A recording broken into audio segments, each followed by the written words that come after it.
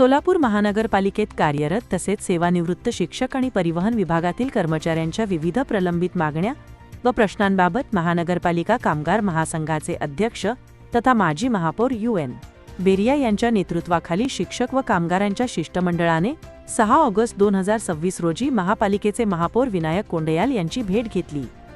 यावेळी विविध मागण्या व प्रश्नांचे निवेदन महापौरांना देण्यात आले। तसेच या प्रश्नांवर तातडीने बैठक घेऊन सकारात्मक निर्णय घेण्याची विनंती करण्यात आली। यावेळी कामगार महासंघाच्या वतीने महापौर विनायक कोंडयाल यांचा शाल व पुष्पगुच्छ देऊन सत्कार करण्यात आला। शिष्टमंडळाने दिलेल्या निवेदनात परिवहन विभागातील कर्मचाऱ्यांना महागाई भत्ता व 7वा वेतन आयोग लागू करून त्याचा फरक अदा करावा, निवृत्ती वेतन व वेतन वेळेवर देण्यात यावे, नवीन पेन्शन योजना लागू करावी तसेच सेवानिवृत्त सेवकांच्या प्रलंबित देय रकमा तातडीने अदा कराव्यात अशा प्रमुख मागण्या करण्यात आल्या। तसेच महानगरपालिका शिक्षकांना 7व्या वेतन आयोगाचे प्रलंबित 3 हप्ते तातडीने अदा करावेत, शिक्षक व सेवानिवृत्त शिक्षकांचे वेतन वेळेवर करण्यात यावे यासह विविध मागण्यांचा निवेदनात समावेश आहे। शिष्टमंडळाच्या मागण्यांची दखल घेत महापौर विनायक कोंडयाल यांनी मंगळवार 11 ऑगस्ट 2026 रोजी सायंकाळी 4:30 वाजता महापालिका आयुक्त व संबंधित अधिकाऱ्यांच्या उपस्थितीत बैठक घेऊन या प्रश्नांवर निर्णय घेण्याचे निश्चित केले। तसेच संबंधित अधिकाऱ्यांना बैठक आयोजित करण्याचे आदेश दिले। यावेळी सिद्धराम उंबरजे, शिवानंद अजनाळकर, नागेश स्वामी, धनंजय कांबळे, नागेश मेत्रे, शंकर गायकवाड, CB स्वामी, कुद्दूस शेखिरकल, सरिकबाल मुल्ला आदी उपस्थित होते। परिवहन विभागातील कर्मचाऱ्यांच्या अनेक मागण्या गेली अनेक महिने या ठिकाणी प्रलंबित आहेत। यापूर्वी प्रशासक असताना माननीय आयुक्तांना त्या ठिकाणी निवेदन दिलेली आहेत। त्यातल्या काही मागण्यावर निर्णय झालेला आहे, परंतु अजूनही बऱ्याच मागण्यावर निर्णय होणे बाकी आहे। सेवानिवृत्त सेवकांना त्यांच्या देय रकमा दिलेल्या नाहीत, ते जवळजवळ 16 कोटी रुपये आहेत। त्याचबरोबर 7वं वेतन त्यांना लागू केलेलं नाही, महागाईचा फरक अदा केलेला नाही, त्याचप्रमाणे त्यांचा पगार वेळेवर होत नाही।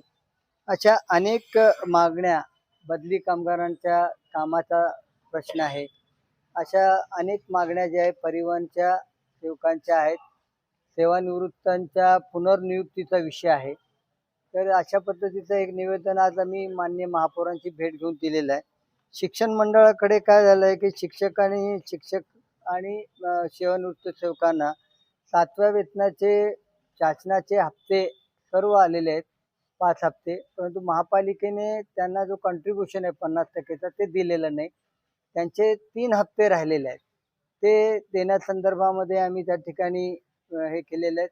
शाळांची दुरुस्ती आहे, बऱ्याच शाळा अशा हे झालेल्या आहेत, काही शाळा पाडलेल्या आहेत परंतु बांधकामं त्याच्यामध्ये झालेली नाहीत, तो त्यांचा विषय आहे।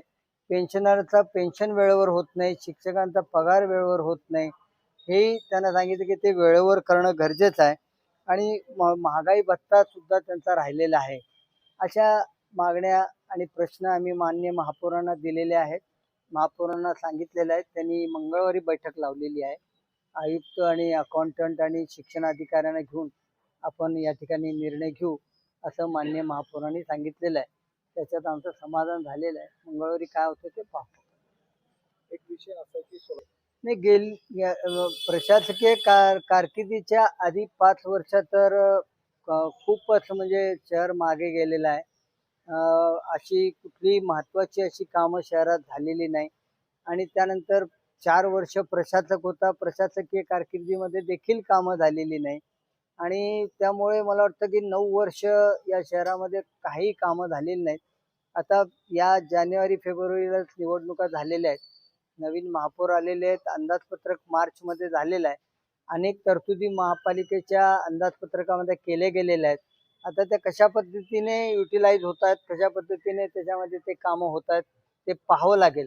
पण गेली 9 वर्ष तर प्रशासकीय कारकिर्दीमध्ये आणि त्यापूर्वीच्या 5 वर्षामध्ये शहरामध्ये अशी महत्त्वाची विकास कामं झालेली नाहीत आणि त्यामुळे 9 वर्षामध्ये तर आम्ही काही खुश नव्हतो। आम्ही खूपच शहराला मागं नेऊन ठेवलेलं आहे।